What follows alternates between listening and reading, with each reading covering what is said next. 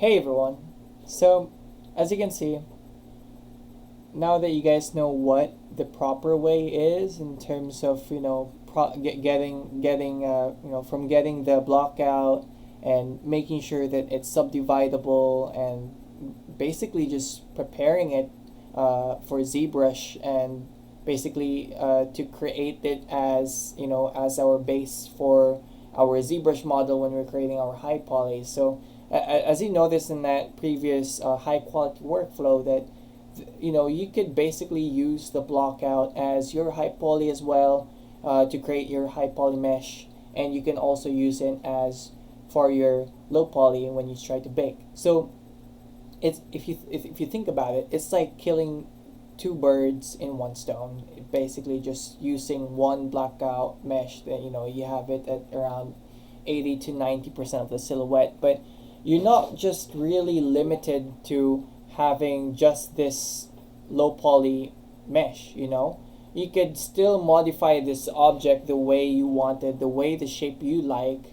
And if you ever if it ever if it ever if the shape ever evolves, and basically you can go nuts with it and explore it even a lot better, and you can expand it. But the thing is, you saved a lot of time from recreating another low poly model. So by doing that, you could really apply a lot of these principles from approaching a prop asset or whichever you're trying to create. So now we'll be showing you guys the fast workflow. So in this case right here, we have our gear as what we created, but as the same, it also uses the same principles as what we have earlier. It's the same block out that we'll be using for our high poly and the low poly, but the only difference in this one is that we're not subdividing it and we're not having hard edge to make sure that it's subdividable. So as you noticed before is that we have a mesh right here that is already subdividable. So when we import it to ZBrush, it's already subdividable, right? It's already clean. But what if we are in a rush and we don't have time for that we just have to, like, what, I have this low poly, I'm gonna import it. So this is where it comes in. So now I think I already have this specific low poly exported, so all we have to do is just dive into it, and let's go to ZBrush. So directly what I do is once I get to ZBrush, I want to import that specific low poly, and we all know that this low poly is not subdividable at start. So if we go ahead and try to subdivide this model,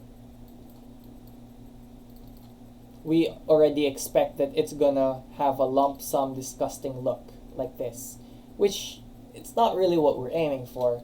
But if you're in a rush, you definitely just import the low poly and making sure it looks good in ZBrush. So to do this, we use a method called creasing, and this helps a lot when it comes to trying to speed up workflow and creating your high poly and just having to do more of the work here rather than more of the work in your block out. So in here, this is the, instead of preparing our model for ZBrush in Maya, we're preparing it here in ZBrush itself, so that then we can divide it and we can have a much more cleaner mesh. So that's what we're doing. So in here, as you notice, what we notice is that we want to retain majority of the shape, the 45-degree angles, all of these shape. Now we can't preserve it, because if we do that, it collapses, right?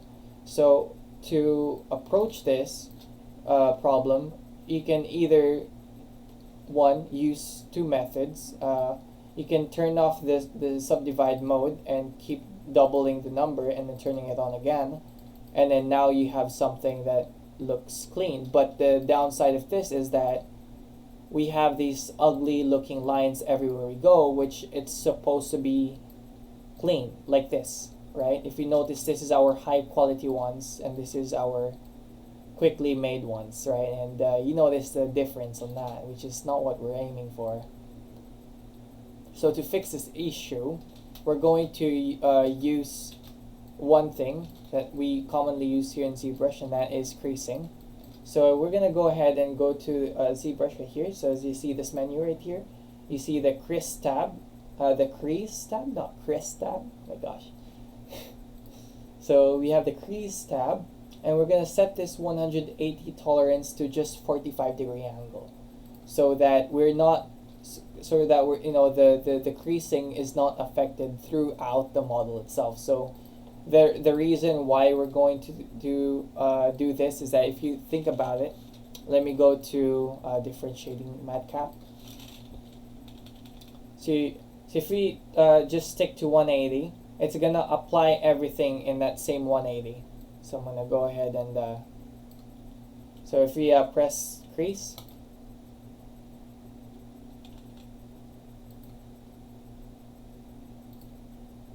I don't know if did that work? It doesn't. So we have to make sure that it's not on 180, otherwise it's not going to work. But we're going to make sure that that is supposed to be 45 degrees. So you might ask, why 45 degrees? Well, we're trying to preserve every single 45-degree angle in this object. So what is that? The 45-degree angle here, this specific edges, this edge right here, and even this edge right here, or any smaller edges that we want to preserve. So if you press crease again, it only creases the edges that has the 45-degree angle. So as you can see here, here, here. So as you see this little dotted line, that's basically the creased edges. So if we try to divide that, it's going to preserve the shape using the creased edges. Voila. Well, that was easy. So as you can see, you could really take advantage of this and, work a lot efficient just using the creasing method. Now the creasing method is great, but the downside of creasing method is you don't necessarily have you don't get to keep the bevels, you don't get to keep the wonderful looking bevels or any highlights by default, and that's something that that we don't have specifically when it comes to dealing with creasing.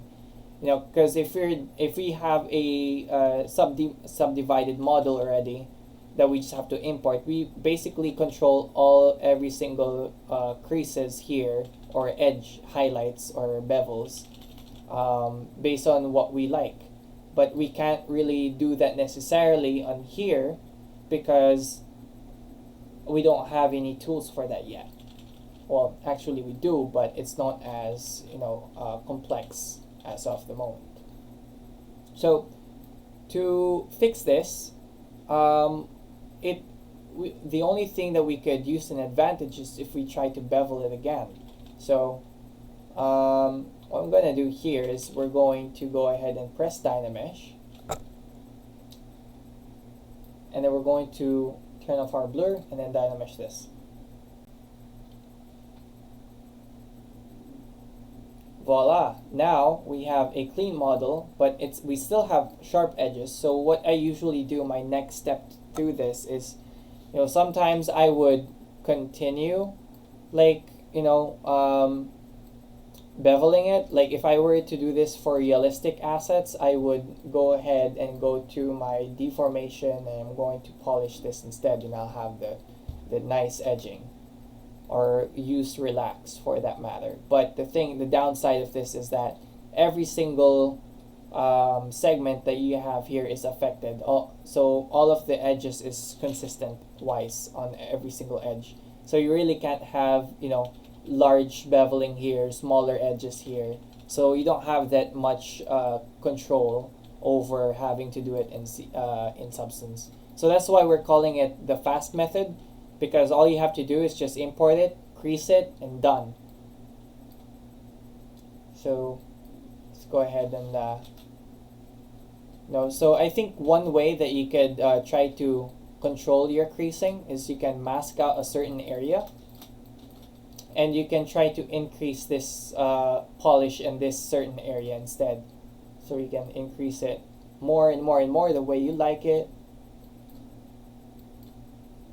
and that way you don't get to affect certain areas that you don't want the beveling to get into. But yeah, that's one method that you can do in order to fix this. But ideally, if you really want good bevels, then I would really prefer just doing hard surface itself. So there's two things that you can do. So you're not just limited to which workflow. So this workflow, just the advantage of it just makes you fast in general. The other workflow, it just you're more focusing on the quality of the output quality of that certain product. And here it's more about trying to get something done and making sure that we get that output right, and still delivering on a certain quality, but not as much as what we have on our previous high poly. So you see the difference, that the beauty between this one and this one. Small differences, but it helps a lot. Like just taking the time to make sure that everything looks good in hard surface before moving to a step, really brings more, impact to it. But if you're in a rush, then I would suggest going for this workflow. Now, if you want to deal with creasing manually and try to just, crease certain parts, so you don't want to crease everything, that's totally fine. Don't use the automatic creasing. Because what we have here earlier, when we use the 45-degree angle, it's just trying to crease everything and just tries to find where the 45-degree angle is. So if there are certain parts that you don't like being creased and you want it smooth, that's totally fine. So what you can do is, if I go back here in my history, I'll go back to the part that I creased it.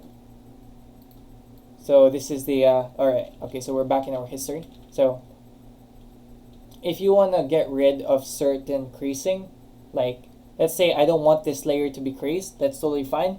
You can press B and you can press Z modeler.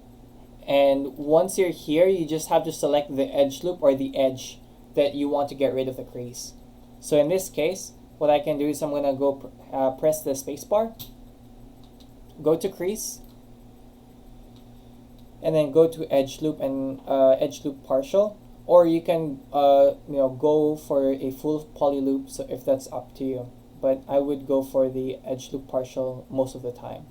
So in this case, if you want to get rid of the whole circle edge loop, you should go press the poly loop instead. So in here, you just have to, as it says here, crease poly loop, press Alt to uncrease. So you have to hold Alt while you press your left mouse button so that it uncreases. So hold Alt, left mouse button. Okay, so that did not work. Okay, give me a sec. Not poly loop. I'm gonna do an edge loop partial instead. Let's try that. There you go. It gets rid of it. See? Now, since we got rid of that poly loop, by the way, if you want to see the poly loop, make sure to turn on your poly group so that you can see the edge creasing. So if you divide that, it becomes smoother. See? So there's a lot of things that you can do with this one. Now, if you want to get rid of certain loops, you can always try to uncrease certain things, like this one, and then try to divide that again. So as you can see, it gets you some nice beveling going on, right? So if you want to keep that, you can, if there are certain things that you want to uncrease, totally fine. So I just have to scroll back or undo some of my progress here so that I can uncrease some certain areas and then divide it again and see it again in real time. Look at that, see? There's a lot of things that you can do with poly loops, and you're not just limited to, just creasing. You can always try to explore what it looks like with or without the crease, and this is the beauty about it. So I'm going to turn on my poly groups again and hold Alt and left mouse button to uncrease again, and I'm going to divide it and see what it looks like. See? There's so many things you can do.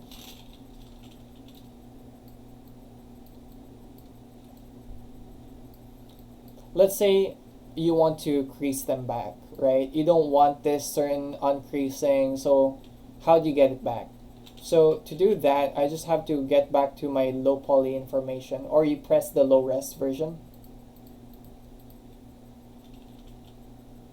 Keep pressing it until you get to the 0 version of it. Is this the one? Yeah, I think it is. I assume so. Maybe. Alright. So, to do this, you can always just try to press the creasing again. So, if you just press without the Alt, it's not gonna uncrease. But if you press with the Alt on it, if you hold Alt while you press left click mouse button, it's gonna uncrease. But if you press the left mouse button without the holding Alt, then it's just gonna crease. So if you want to do that, then you can just press crease again. Oh wait, hold on a sec. My bad. We shouldn't be pressing the low res then. I have to go back to my history. There you go. And press that one and then divide it so that we can preview it. There you go. Cool. So, like I said, guys, so if you want to go manually uncrease things that you don't like to uncrease, just do make sure to check Z Modeler by going to your brushes and just pressing Z, and you'll find the Z Modeler right here. And once you get the Z modeling brush, then you can try to modify your current object by turning on the poly group.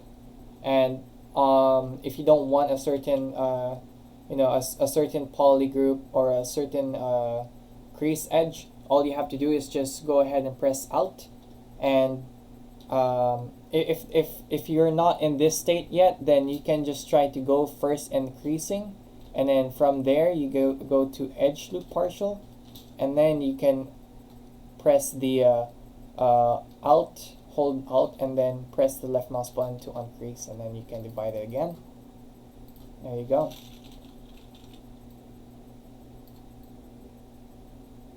Alright. So in this case, that's pretty much it. So if hopefully this helps you guys, and thank you so much for watching. So in the next episode, we'll be showing you guys. Is there a next episode? That's a question. Well, I think that about covers everything up in terms of the idea from having to start from scratch and having to bake it in Substance Painter, and also having that high poly and low poly model that we have on a previous episode and got this result. I mean, at this point right here, all you have to do is basically texture the object. Anyways, guys, that's pretty much it in terms of how to make the high poly version in a fast workflow. And I hope you guys enjoy and have it very informative on how to do things in terms of the absence of a preparation in high poly. Thank you so much. I'll see you guys next time.